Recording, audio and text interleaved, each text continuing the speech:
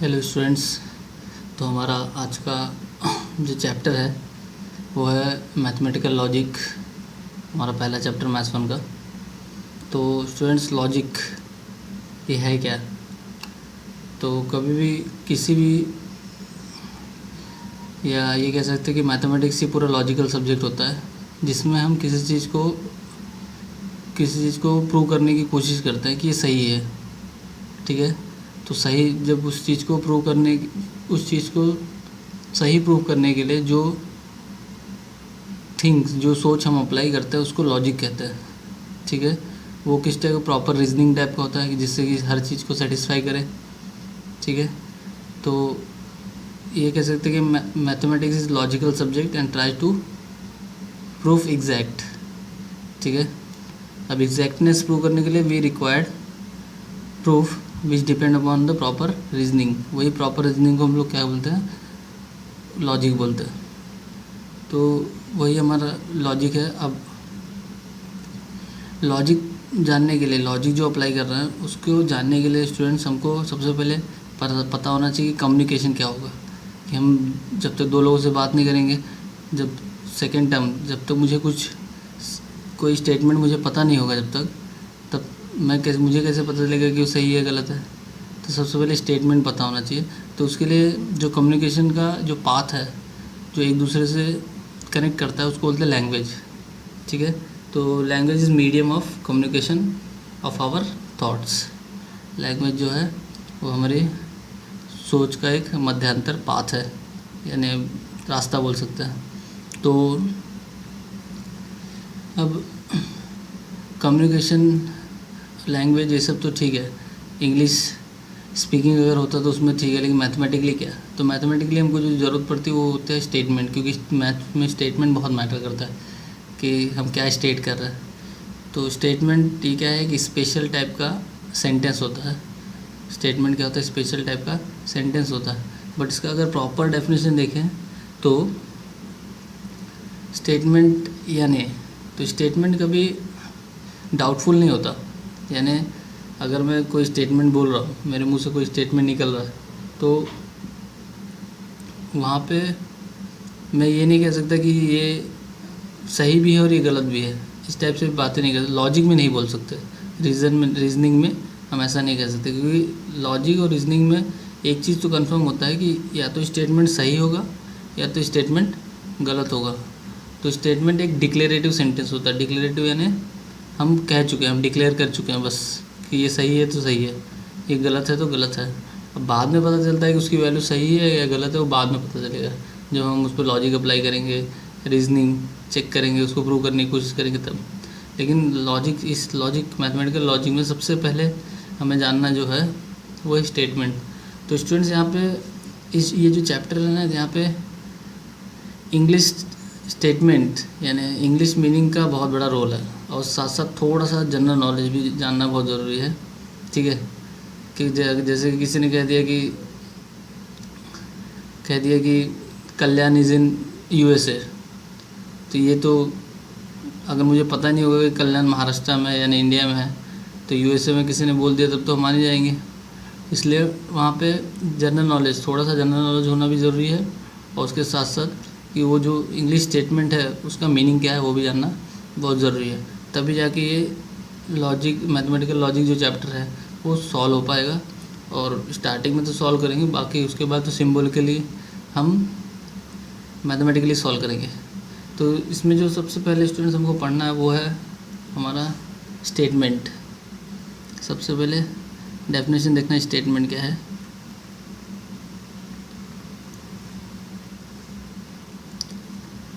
तो सबसे पहले डेफिनेशन देखना है हमको किसका? स्टेटमेंट का डेफिनेशन। अब स्टूडेंट, स्टेटमेंट का डेफिनेशन क्यों देखना है? क्योंकि अभी हम लोग के एक्सरसाइज में या हम लोग के एग्ज़ाम में, इवन कि 12th के एग्ज़ाम में भी आपको 1 मार्क्स या 2 मार्क्स में क्वेश्चन पूछे जाते हैं, 1 मार्क्स या 2 मार्क्स में क्वेश्चन पूछे जाते हैं कि ये जो गिवन यानी कोई इंग्लिश स्टेटमेंट दिया होगा, सेंटेंस दिया होगा, आपको बताना होगा कि ये स्टेटमेंट है कि नहीं। ठीक है, ये स्टेटमेंट है या नहीं, उसको पहचानेंगे कैसे? तो सबसे पहले वहाँ पे स्टेटमेंट का डेफिनेशन यूज़ करना पड़ेगा। और स्टेटमेंट का डेफिनेशन अगर सेटिस्फाई करता है तो उसके बाद देखना पड़ेगा कि कौन सा ऐसे टाइप के टर्म्स हैं, कौन सा ऐसे टाइप की थियरी है जो स्टेटमेंट नहीं है। तो वहाँ पे यानी प्योर इंग्लिश ग्रामर जो यहाँ पे यूज़ होगा। अब English grammar in the sense कि आपको प्रेजेंट पास्ट फ्यूचर टेंस वगैरह नहीं पढ़ना है, आपको यहाँ पे देखना है कि किस टाइप के स्टेटमेंट यानी कौन सा, क्योंकि इंग्लिश ग्रामर में बहुत सारी चीज़ है, ठीक है। तो सेंटेंस किस टाइप का है, अगर ये आप पता कर लेंगे तो आप स्टेटमेंट पहचान जाएंगे कि स्टेटमेंट है या नहीं। तो यहाँ पे स्टूडेंट्स स्टेटमेंट का जो डेफिनेशन है वो दिया है, अ स्टेटमेंट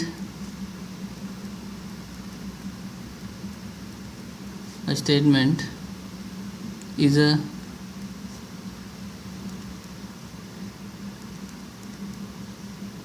डिक्लेरेटिव सेंटेंस। कैसा सेंटेंस है? डिक्लेरेटिव सेंटेंस है। विच is either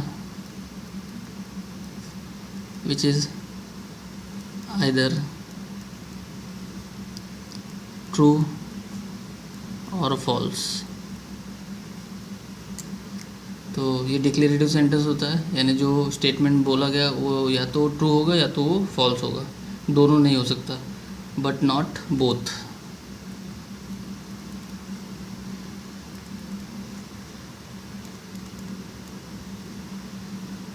but not both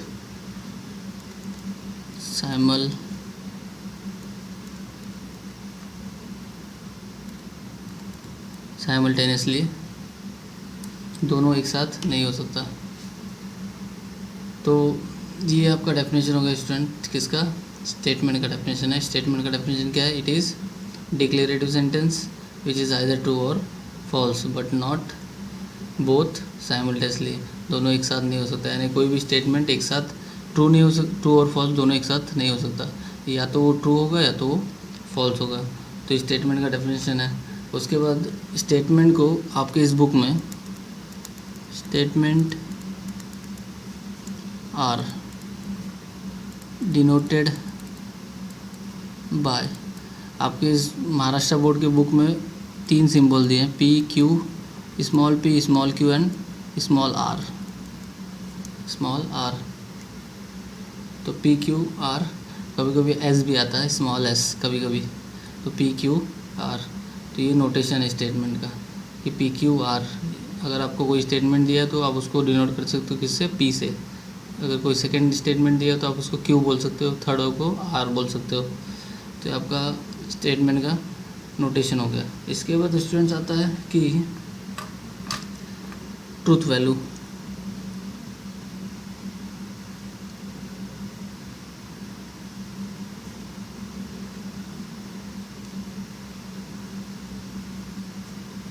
truth value of statement क्या आता है? ट्रूथ वैल्यू आता है स्टेटमेंट का, ट्रूथ वैल्यू। तो ईच स्टेटमेंट, तो मैंने अभी आपको बताया स्टेटमेंट का मतलब डिक्लेरेटिव सेंटेंस, ठीक है। और डिक्लेरेटिव सेंटेंस मीन्स या तो ट्रू होगा या तो फॉल्स होगा। तो ट्रूथ वैल्यू क्या होगा? ट्रूथ वैल्यू है each statement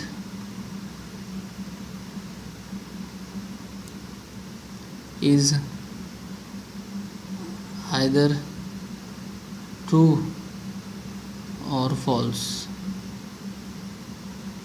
Each statement is either true or false. If a statement is true, then अगर स्टेटमेंट ट्रू है देन उसका ट्रूथ वैल्यू क्या होगा? ट्रूथ वैल्यू, तो उसका ट्रूथ वैल्यू स्टूडेंट्स होगा, उसका ट्रूथ वैल्यू होगा टी, कैपिटल टी। तो ट्रूथ वैल्यू किससे डिनोट करेंगे? कैपिटल टी से। Truth value is capital T and if the statement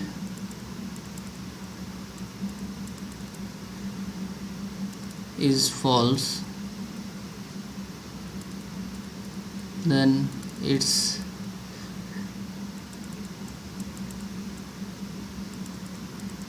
truth value is, अगर स्टेटमेंट फॉल्स है तो उसका ट्रूथ वैल्यू क्या होगा? Capital F, capital F. यानी स्टूडेंट्स आपको सबसे पहले पहचानना क्या है कि ये जो गिवन सेंटेंस जो दिया है आपको, सपोज अगर कोई सेंटेंस दिया है आपको, तो वो क्या स्टेटमेंट है। तो अगर स्टेटमेंट है तो स्टेटमेंट होने के बाद भी क्या वो सही स्टेटमेंट है या गलत स्टेटमेंट है। तो पहले तो स्टेटमेंट है या नहीं ये चेक करेंगे। तो अगर सपोज हमारा डेफिनेशन सेटिस्फाई करता है स्टेटमेंट का तो डेफिनेशन है, और अगर डेफिनेशन सेटिस्फाई करता है तो स्टेटमेंट है। अगर डेफिनेशन सेटिस्फाई नहीं करता है तो वो स्टेटमेंट नहीं है। लेकिन सपोज अगर डेफिनेशन सेटिस्फाई कर रहा है तो इसका मतलब हम कह देंगे वो स्टेटमेंट है। लेकिन स्टेटमेंट कैसा है, ट्रू है कि फॉल्स है, तो ये क्या हो जाएगा, ट्रूथ वैल्यू उस स्टेटमेंट का। तो ये भी चेक करना होता है हमको। तो डिनोट करते हैं किससे, कैपिटल टी और कैपिटल एफ से। अब यहाँ पे कुछ एग्जांपल्स दिए स्टूडेंट्स इन दोनों के, तो एग्जांपल देखते हैं।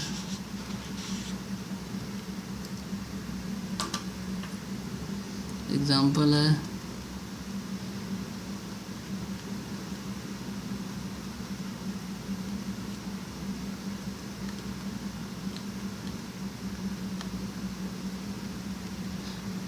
सन राइजेज इन द ईस्ट।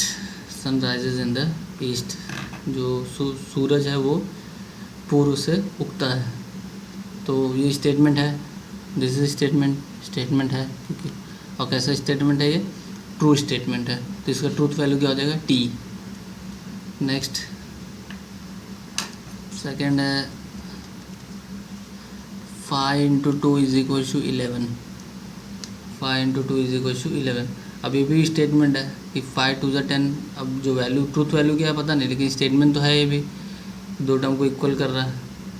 तो स्टेटमेंट तो है, लेकिन कैसा स्टेटमेंट है, फॉल्स स्टेटमेंट है, क्योंकि 5 × 2 क्या होता है 10। तो इसका ट्रूथ वैल्यू क्या है, फॉल्स है, लेकिन स्टेटमेंट है। तो नेक्स्ट है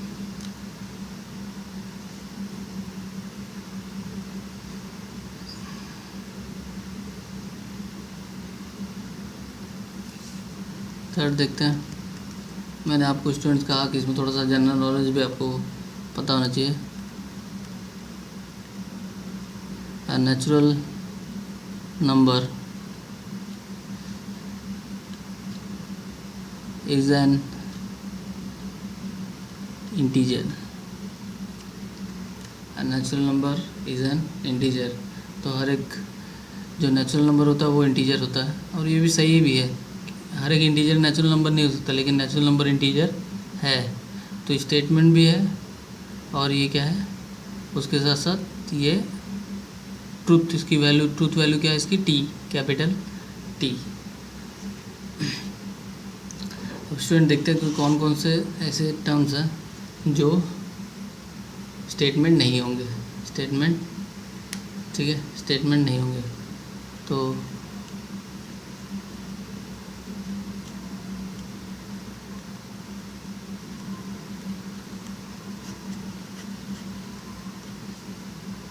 ऐसे कौन कौन से सेंटेंस है, फॉर एग्जांपल जैसे दिया हुआ है, please comma give your pen. Please give your pen, तो यहाँ पे रिक्वेस्ट हो रहा है, लेकिन ये स्टेटमेंट नहीं है, क्योंकि कैसा है कि उसने पेन मांगा, इसने रिक्वेस्ट की है। अब वो दे नहीं दे, ट्रूथ वैल्यू तो कोई डिसाइड ही नहीं हो रही है। मतलब ये ऐसा है नहीं कि डिक्लेरेटिव सेंटेंस है। अब पेन मांगा तो देगा ही, नहीं देगा इसकी, ऐसे देगा ही ऐसे कोई गारंटी नहीं है ना। तो इसलिए ये स्टेटमेंट नहीं है। उसके बाद व्हाट इज़ योर नेम,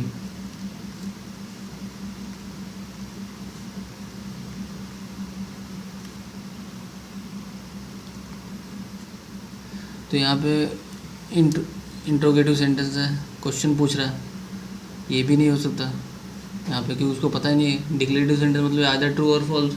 अब उसको नाम पता हो, और वो उसको पहले से नाम पता हो, और वो पूछे व्हाट इज़ योर नेम, और नाम दूसरा निकला तो इसलिए ये भी स्टेटमेंट नहीं हो सकता। उसके बाद आप देख सकते हैं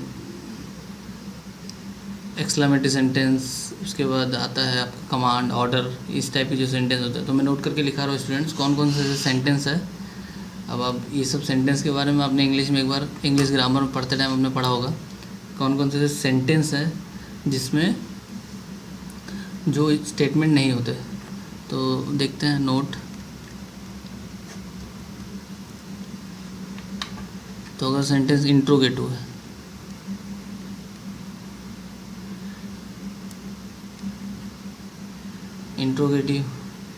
इंट्रोगेटिव मतलब इंट्रोगेशन, यानी कोई सवाल पूछा जाए जहाँ पे क्वेश्चन मार्क दिखता है उसको इंट्रोगेटिव बोलते हैं, या एक्सक्लामेटरी। एक्सक्लामेटरी मतलब जहाँ पे, या सपोज मान लो आपके पैर पे एक बड़ा सा पत्थर गिर जाए तो आपके मुँह से निकलेगा हे राम, या जो भी आपके मुंह से उस टाइम पे रिएक्शन निकलेगा, तो वो तो कोई डिक्लेरेटिव सेंटेंस नहीं है ना कि फिक्स है कि यही निकलेगा मुंह से।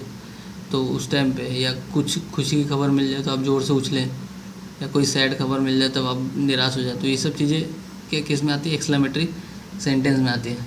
तो ये भी जो है एक्सक्लेमेटरी सेंटेंस में आता है। तो ये भी जो है क्या है, स्टेटमेंट नहीं है। फिर आता है कमांड।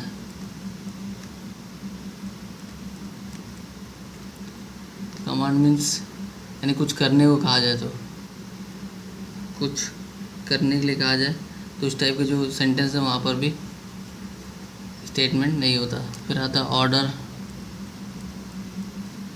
फिर आता है request, suggestion,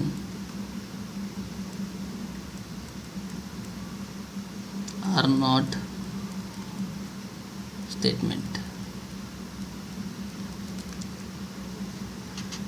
order, request, suggestion ये सब स्टेटमेंट नहीं है, ये सब स्टेटमेंट नहीं है। तो स्टूडेंट्स यहाँ पे ये सब चीज़ें, ये तो जो स्टेटमेंट नहीं है तो आपको हमेशा याद रखना है। तो interrogative, exclamatory, command, order, request, suggestion ये सब स्टेटमेंट नहीं है। और क्यों नहीं है आप समझ सकते हैं कि आप अगर किसी को मान लो सजेशन दिया आपने, लॉजिक है यानी ऑब्वियस है कि डेली लाइफ में यूज़ तो हो ही रहा है। आपने किसी को सजेशन दिया, अब सजेशन मानना नहीं मानना उसके ऊपर है, ठीक है। तो डिक्लेरेशन तो है नहीं कि आपका सजेशन मानना ही चाहिए, ऐसा तो है नहीं कुछ, ठीक है।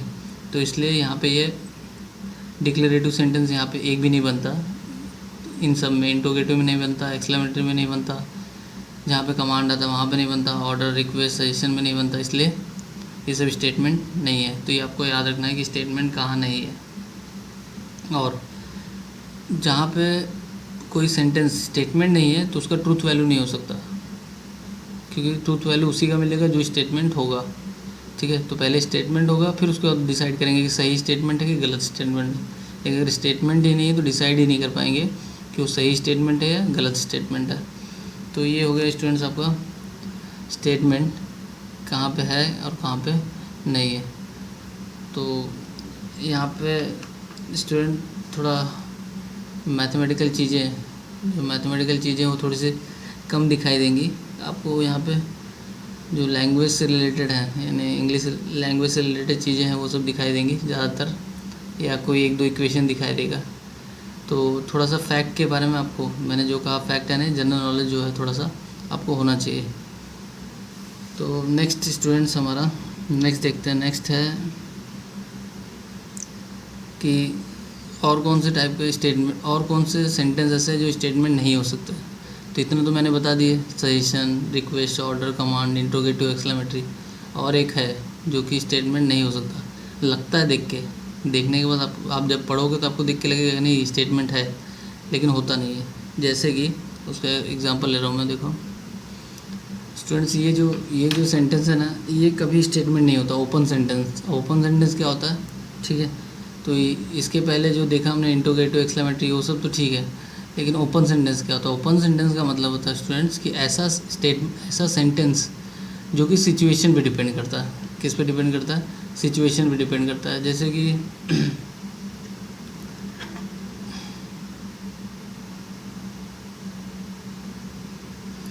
एक एग्जांपल लेता हूँ मैं यहाँ पे, डेफिनेशन देखेंगे तो उससे पहले एग्जांपल देखते हैं।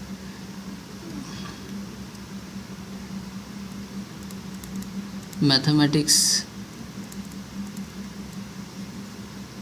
is an interesting subject mathematics ये बहुत दिलचस्प विषय है, तो मैथमेटिक्स एक इंटरेस्टिंग सब्जेक्ट है। अब स्टूडेंट्स ये पर्सन बाय पर्सन चेंज होता रहेगा, ठीक है। मैं किसी को से ज़बरदस्ती नहीं बोल सकता कि मैथमेटिक्स ये बहुत इंटरेस्टिंग है। तो जी ये आप देख रहे हो ओपन सेंटेंस है, यानी मेरा ओपिनियन क्या होगा वो तो ठीक है, अगर मुझे अच्छा लगता है तो मैं तो बोलूँगा इंटरेस्टिंग सब्जेक्ट है, लेकिन जो और किसी को बोलूँगा तो उसका ओपिनियन भी तो मैटर करता है। तो अगर उसे पसंद नहीं है तो यहाँ पे एक साथ एक ही स्टेटमेंट है, मैथमेटिक्स इज इंटरेस्टिंग सब्जेक्ट, और ओपिनियन दो मिल रहा है। ये भी हो सकता है यस मिल सकता है, नो भी मिल सकता है। तो साइमल्टेनियसली ये सब दोनों चीज़ें एक साथ नहीं हो सकती, क्योंकि स्टेटमेंट का जो डेफिनेशन है वो फेल हो जाएगा, उसको कॉन्ट्राडिक्ट कर रहा है। तो ओपन सेंटेंस, तो ये कैसे किस टाइप का सेंटेंस है, ये ओपन सेंटेंस है। तो इस टाइप के जो सेंटेंस होता है स्टूडेंट्स, ये स्टेटमेंट नहीं होता है, ये स्टेटमेंट नहीं होता है। तो ओपन सेंटेंस का जो डेफिनेशन है स्टूडेंट, उसका डेफिनेशन ये है कि ऐसा सेंटेंस जो डिपेंड करता है सिचुएशन पे, उसको हम लोग क्या बोलेंगे, ओपन सेंटेंस। और हर ओपन सेंटेंस स्टेटमेंट नहीं होता, ये अपने दिमाग में रखिए, ओपन सेंटेंस स्टेटमेंट नहीं होता। तो इसका डेफिनेशन देख लेते हैं ओपन सेंटेंस का। The truth value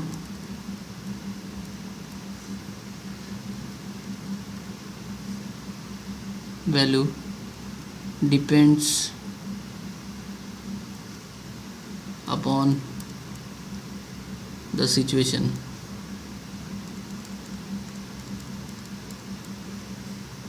Such sentence is called open sentence. तो ऐसा सेंटेंस इसका ट्रूथ वैल्यू जो है वो सिचुएशन पे डिपेंड करता है, तो उसको हम क्या कहेंगे, ओपन सेंटेंस कहेंगे। उसको हम क्या कहेंगे, ओपन सेंटेंस। तो आपको दिमाग में रखना है interrogative, exclamatory, order, request, command, suggestion, और उसके साथ साथ ओपन सेंटेंस, ये सारे क्या होता है, ये स्टेटमेंट नहीं होते। इनको छोड़ के बाकी सारे जो टर्म्स होते हैं वो क्या होते हैं, स्टेटमेंट होते हैं। और स्टेटमेंट होने के बाद वो सही है या गलत तो वो डिपेंड करता है कि वो हमारा स्टेटमेंट कैसा है, यानी सेंटेंस कैसा है। अगर सेंटेंस सही है, आपको लगता है सही है, तो आपके कंडीशन, क्योंकि कोई भी सेंटेंस ऐसे फेंक के देनी है फेंक के नहीं दिया जाएगा आपको, कुछ ना कुछ तो उसके पीछे रीज़न है, कोई ना कोई रीजनिंग या कोई ना कोई लॉजिक तो होगा ही, ठीक है। तो यहाँ पे ये ओपन सेंटेंस स्टेटमेंट था स्टूडेंट्स।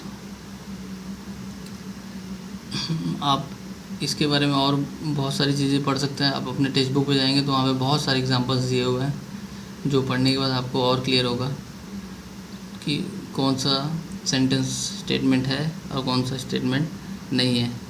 नाउ नेक्स्ट स्टूडेंट, इसके बाद आता है लॉजिकल कनेक्टिविटीज़। इसके बाद क्या आता है, लॉजिकल कनेक्टिविटीज़।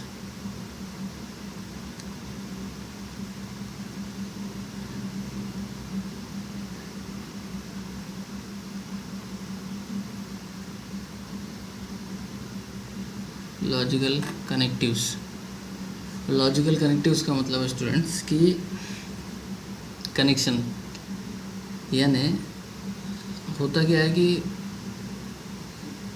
कभी दो स्टेटमेंट को ज्वाइन करने के लिए हम लोग कोई ना कोई वर्ड यूज़ करता है, ठीक है। तो जो मैथमेटिकल लॉजिक है उसमें उनकी कैटेगरीज डिसाइड की गई है। तो जो कनेक्टिव्स है उसमें से वो लोग ने 5 कैटेगरी डिसाइड की है। जो कनेक्टिव्स है उसकी 5 कैटेगरीज डिसाइड की है। वो 5 कैटेगरीज में आता है, जो पहला है एंड यानी कोई दो स्टेटमेंट के बीच में अगर एंड लगा दे तो ज्वाइन हो जाता है एक साथ, ठीक है, वो क्या हो जाता है, ज्वाइन हो जाता है। या इन्होंने जो सेकंड बताया वो है और अगर हम किसी दो स्टेटमेंट के बीच में और लगा दें तब भी वो ज्वाइन हो जाएगा। नेक्स्ट इन्होंने बताया इफ़ एंड देन, और लास्ट इन्होंने बताया, सेकंड लास्ट इन्होंने बताया कि इफ़ एंड ओनली इफ़, और लास्ट इन्होंने बताया नॉट, क्या होता है, नॉट। तो इसके बारे में लिखते हैं कि लॉजिकल, तो ये 5 लॉजिकल कनेक्टिव्स हैं जिनके बारे में हमको होल चैप्टर में पढ़ना है। सिर्फ ये पाँच ही आपको पूरे चैप्टर में परेशान करने वाले हैं। तो the words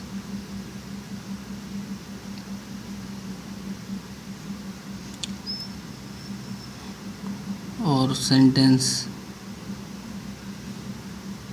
which are used to connect two statement. Sorry, there is no sentence, phrase बोल सकते हैं इसको, फ्रेजेस। द वर्ड और phrases which are use to connect, मतलब किसी दो स्टेटमेंट को जोड़ने के लिए जो वर्ड या कोई फ्रेज यूज़ करेंगे हम लोग, phrases are use to connect two statement are called logical connectives. उसको क्या कहेंगे? लॉजिकल कनेक्टिव्स कहेंगे। अब हम लोग को तो यहाँ हम लोग को कौन कौन से पढ़ने हैं? 5। कौन कौन से? फर्स्ट क्या है हमारा? फर्स्ट है हमारा A and D and. Second क्या है मेरा? ओ आर और। थर्ड है इफ़, कोई स्टेटमेंट इफ़ से स्टार्ट होता है और ख़त्म, एंडिंग पॉइंट क्या आता है? देन में। फोर्थ है हमारा इफ़ एंड ओनली इफ़। जब कोई अप्रोच दोनों साइड से होता है, तो स्टेटमेंट के दोनों साइड से अप्रोच होता है, तो वहाँ पे क्या यूज़ करते हैं? If and only if. And fourth आता है हमारा स्टूडेंट्स, फोर्थ है हमारा नॉट। सॉरी, इसके पहले मैंने शायद 5 कहे, नहीं 5 ही है। तो फोर्थ है हमारा इफ़ एंड ओनली इफ़, और फिफ्थ है हमारा क्या है? नॉट। फिफ्थ क्या है हमारा? नॉट। तो इन 5 कनेक्टिव्स के बारे में स्टूडेंट्स पूरे होल चैप्टर में बस ये 5 कनेक्टिव्स हमको बार बार पढ़ रहे हैं कि एंड और इफ़ एंड देन नॉट। और स्टूडेंट मैं आपको बताऊँ कि एंड और ये सब ना लॉजिकल जो गेट्स होते हैं, गेट्स यानी फिजिक्स में आपने अगर पढ़ा होगा शायद, तो लॉजिक गेट्स में भी आपने एंड गेट और गेट ये सब देखा होगा, तो ये उसी टाइप के हैं। तो ये 5 लॉजिकल कनेक्टिव्स है जो जिसके बारे में हमको पढ़ना है। तो पहला कनेक्टिव्स क्या? एंड है, दूसरा और है, थर्ड है इफ़ एंड देन फोर्थ है इफ़ एंड ओनली इफ़, और फिफ्थ है नॉट। इनका मैथमेटिकल नेम क्या है? जब इनको हम पढ़ने लगेंगे तो मैथमेटिकल नेम भी लिखेंगे साथ में, इनको डिनोट कैसे करते हैं, इनका नोटेशन क्या है वो भी लिखेंगे साथ में, और इनको कैसे सॉल्व किया जाएगा, तरीके क्या होंगे उसके बारे में भी हम जानेंगे। उससे पहले स्टेटमेंट अभी ख़त्म नहीं हुआ, क्योंकि स्टेटमेंट 2 टाइप के होते हैं। स्टेटमेंट में भी टाइप्स होंगे। अब स्टेटमेंट है या नहीं वो तो उसके बारे में पढ़ लिया हमने। स्टेटमेंट है तो वो सही स्टेटमेंट है, गलत स्टेटमेंट है, उसके बारे में पढ़ लिया। उसके बाद कौन कौन से ऐसे टर्म्स हैं जो सेंटेंस है जो स्टेटमेंट नहीं होते, वो भी पढ़ लिया हमने। लॉजिकल कनेक्टिव्स देख लिया कि कोई 2 स्टेटमेंट कैसे ज्वाइन किया जा सकता है। अब ये देखना है कि टाइप्स ऑफ स्टेटमेंट, यानी स्टेटमेंट होते कितने टाइप्स के हैं। तो स्टेटमेंट स्टूडेंट्स 2 टाइप के होते हैं। स्टेटमेंट कितने टाइप्स के होते हैं? 2 टाइप्स के स्टेटमेंट। तो पहला स्टेटमेंट होता है सिंपल स्टेटमेंट।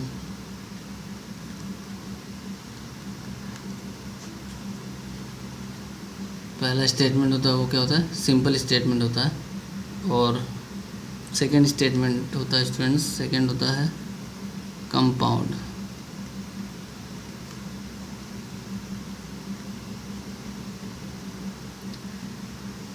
सेकेंड स्टेटमेंट होता है compound statement.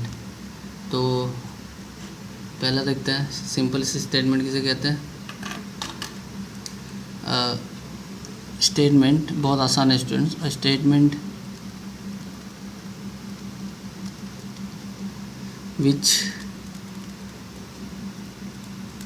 Can not be split further into 2 or more statement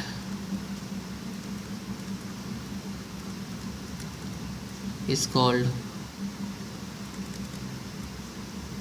simple statement। तो ऐसा स्टेटमेंट जो स्प्लिट होके फिर से 2 या 3 स्टेटमेंट में ना बदले, उसको हम लोग क्या कहेंगे? Simple statement. उसको क्या कहेंगे? Simple statement. और अगर स्टेटमेंट दो या तीन टाइप, अगर दो या स्प्लिट होकर दो या तीन स्टेटमेंट और दे रहा है या उससे ज़्यादा स्टेटमेंट और दे रहा है तो उसको क्या कहेंगे, अदरवाइज, यहाँ पे लिख रहा हूँ otherwise be called compound statement. तो मतलब अगर स्टेटमेंट स्प्लिट होकर दो या उससे ज़्यादा स्टेटमेंट में कन्वर्ट हो रहा है तो उसको हम लोग क्या बोलेंगे, कंपाउंड स्टेटमेंट। और अगर स्टेटमेंट स्प्लिट नहीं हो रहा है तो उसको क्या कहेंगे, सिंपल स्टेटमेंट। तो एग्जांपल ले लेते हैं। एग्जांपल क्या होगा इसका, 3 is a prime and 4 is even number. तो थ्री प्राइम नंबर है एंड 4 इवन नंबर है। तो कैसा स्टेटमेंट, दो स्टेटमेंट कनेक्टिविटी एंड है, तो इसका मतलब क्या हो जाएगा, इज़ अ कंपाउंड स्टेटमेंट।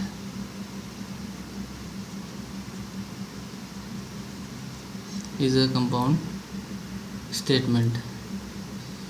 अब यहाँ पे देखो 3 and 5, तो पहले मैंने यहाँ पे क्या होता है, 3 इज़ अ प्राइम नंबर और 4 को क्या होता है, इवन नंबर। तो दोनों अलग अलग स्टेटमेंट है, ज्वाइन हो रहा है एंड से, यानी दो अलग अलग स्टेटमेंट में स्प्लिट हो रहा है।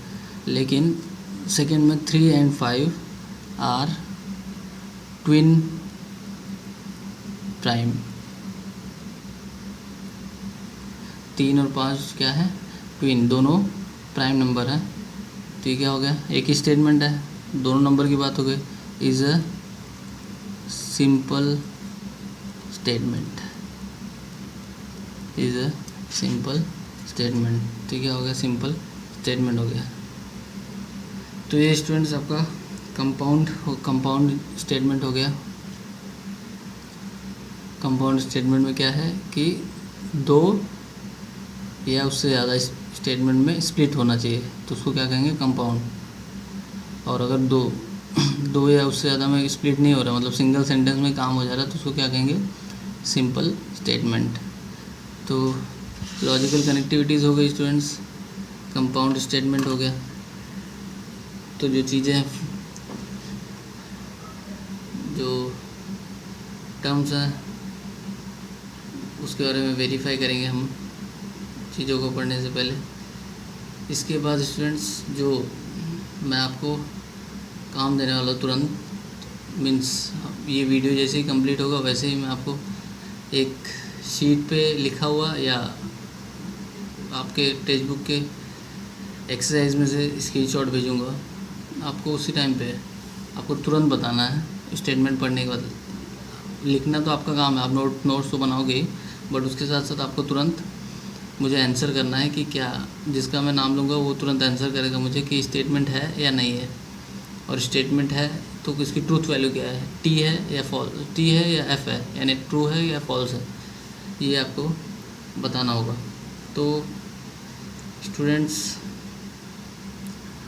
आपका, तो आज वाले वीडियो में स्टूडेंट्स ये सब जो चीज़ें हैं ये याद रखना थोड़ा सा मुश्किल है, बट इतना भी मुश्किल नहीं है। अगर आप प्रैक्टिस करेंगे तो आप याद रख सकते हैं। तो सबसे पहले हमने स्टेटमेंट का डेफिनेशन पढ़ा। स्टेटमेंट के डेफिनेशन में हमने देखा कि statement is declarative sentence which is either true और फॉल्स। स्टेटमेंट डिक्लेरेटिव सेंटेंस होता है, या तो ट्रू होगा या तो फॉल्स होगा।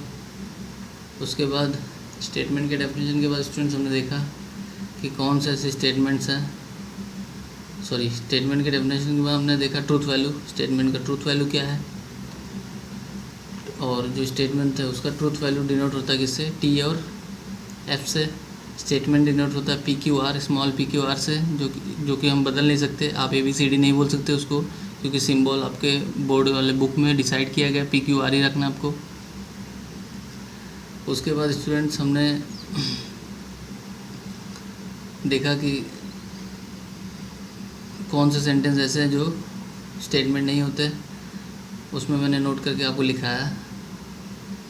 उसमें interrogative, order, request, command, exclamatory और सजेशन था।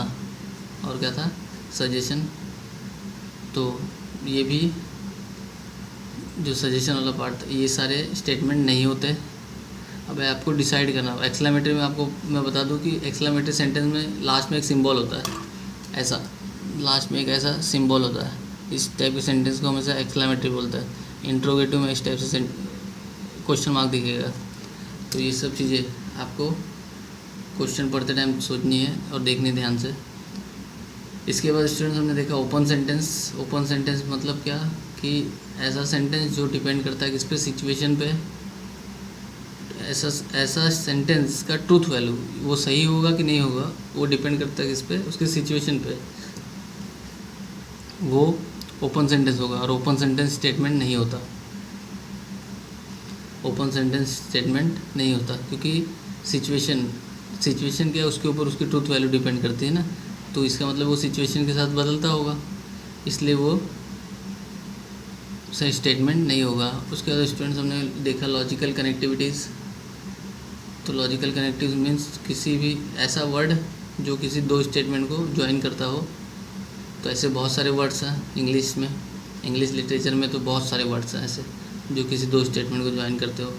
बट यहाँ पे आपको सिर्फ 5 वर्ड्स के बारे में पढ़ना है। वो 5 वर्ड्स है एंड है, और है, इफ़, देन है, फोर्थ है आपका इफ़ एंड ओनली इफ़, और फिफ्थ आपका नॉट है। आपको सिर्फ 5 लॉजिकल कनेक्टिव्स के बारे में पढ़ना है। उसके बाद आपने लास्ट आखिर में देखा सिंपल स्टेटमेंट। सिंपल स्टेटमेंट में आपने डेफिनेशन देखा कि statement can not split further into 2 और मोर स्टेटमेंट, यानी स्टेटमेंट स्प्लिट नहीं होना चाहिए 2 और 2 से ज़्यादा में। उसको हम लोग सिंपल स्टेटमेंट बोलेंगे। अगर वो स्प्लिट होता है तो उसको हम लोग क्या बोलेंगे, कंपाउंड स्टेटमेंट। अगर वो स्प्लिट होता है तो उसको क्या कहेंगे, कंपाउंड स्टेटमेंट। अगर स्प्लिट नहीं होता तो उसको क्या कहेंगे कि वो सिंपल स्टेटमेंट है। तो स्टूडेंट्स ये आपका आज का वीडियो इतनी थियरी पे डिपेंड करता है जो मैंने अभी आपको लिखा है। आप आई होप सो कि आप देख रहे हो कि यहाँ पे किसी प्रकार का कोई मैथमेटिकल सिंबल यूज़ नहीं किया गया अभी तक हम लोग ने। लेकिन आई होप सो कि इसके बाद वाला जो टर्म आएगा, इसके बाद वाला जो वीडियो होगा वो आपके कनेक्टिव्स पे डिपेंड करेगा, यानी आपके बोर्ड में जो क्वेश्चंस आते हैं उस पर डिपेंड करेगा। तो ये बेसिक थिंग्स है लॉजिक से रिलेटेड जो आपको बहुत अच्छे से पता होने चाहिए।